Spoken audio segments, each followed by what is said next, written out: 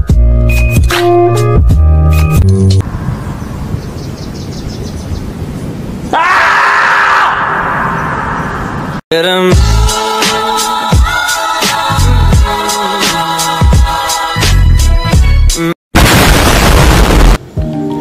guys, welcome back to my YouTube channel. Kenalin, nama aku Arnati Mahrani. Aku mahasiswa Universitas Wadaya Gunung Jati. NPM aku 1210-250. Jadi di video kali ini aku mau jelasin tentang materi memperbaiki kompetensi. Buat kalian yang mau tahu, jangan kemana-mana, tonton video sampai akhir. Bye. Materi kali ini adalah memperbaiki kompetensi. Materi yang pertama ada komponen kompetensi. Yang pertama ada motivasi atau motif yang menggerakkan, mengarahkan, dan menyeleksi perilaku terhadap tujuan atau kegiatan tertentu. Lalu ada self-concept atau sikap nilai dan citra diri seseorang. Lalu ada skill atau kemampuan untuk melaksanakan tugas fisik tertentu atau tugas mental tertentu. Lalu ada traits atau karakteristik fisik dan respon konsisten terhadap berbagai situasi informasi. Yang terakhir ada knowledge atau pengetahuan seseorang dalam bidang spesifik tertentu. Selanjutnya ada metode penilaian kompetensi. Yang pertama ada desain studi terbaik atau klasik dengan menggunakan sampel. Yang kedua ada desain studi pendek dengan panel ahli. Lalu yang ketiga ada studi terhadap pemegang jabatan dan pekerjaan di masa depan. Lalu selanjutnya ada tahap mendefinisikan model kompetensi. Yang pertama ada menjelaskan kriteria kinerja. Lalu yang kedua mengidentifikasi orang-orang untuk sampel kriteria. Lalu yang ketiga mengumpulkan data melalui BEI atau metode lain. Lalu yang keempat menganalisis data dan mengidentifikasikan kompetensi. Yang kelima mengesahkan model kompetensi. Lalu yang keenam mendesain aplikasi. Lalu selanjutnya ada tingkat perbaikan kompetensi. Yang pertama ada mudah diperbaiki dan mengembangkan orang lain, efisiensi produksi, kerja tim, keahlian teknis, orientasi pelayanan, dan mengelola kinerja.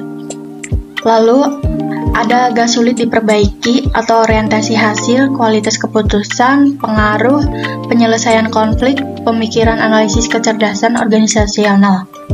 Lalu yang terakhir sulit diperbaiki atau inisiatif, inovasi, integritas, dan kejujuran, pengelolaan tekanan kejiwaan, pemikiran konseptualis, dan fleksibilitas.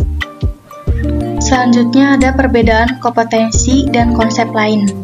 Kompetensi merujuk pada pendekatan perilaku tertentu dijadikan parameter untuk mampu melaksanakan pekerjaan secara efektif, berhasil dan unggul atau superior.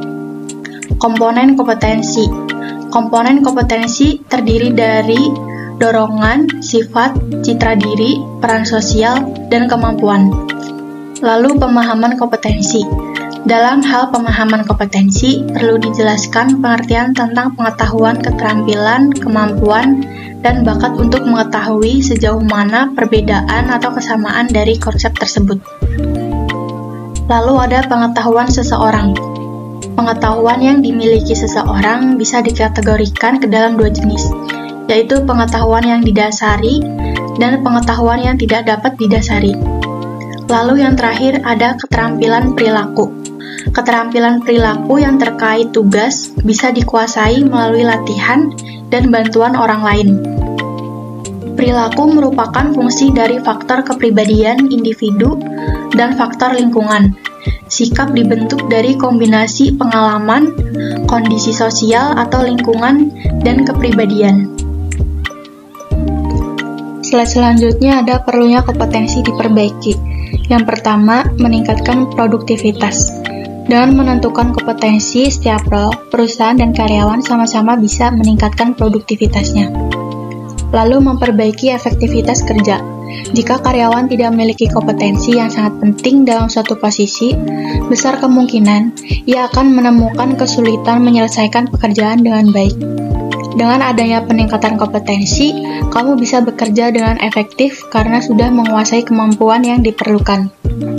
Lalu ada memperlancar komunikasi. Penetapan kompetensi dapat memperbaiki komunikasi antara karyawan dan manajemen.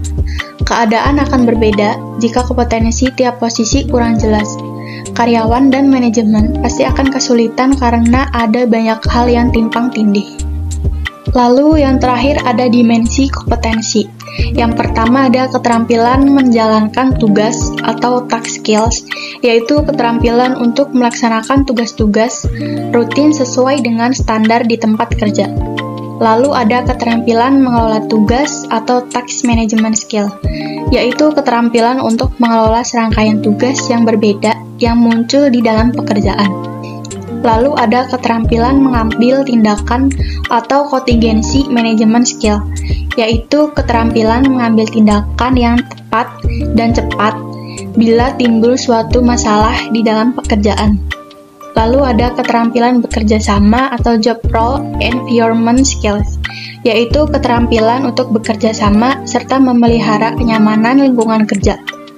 Yang terakhir, yaitu keterampilan beradaptasi atau transfer skill, yaitu keterampilan untuk beradaptasi dengan lingkungan kerja yang baru. Oke, jadi segitu aja materi yang mau aku jelasin. Jangan lupa like, comment, and share. See you next video. Bye!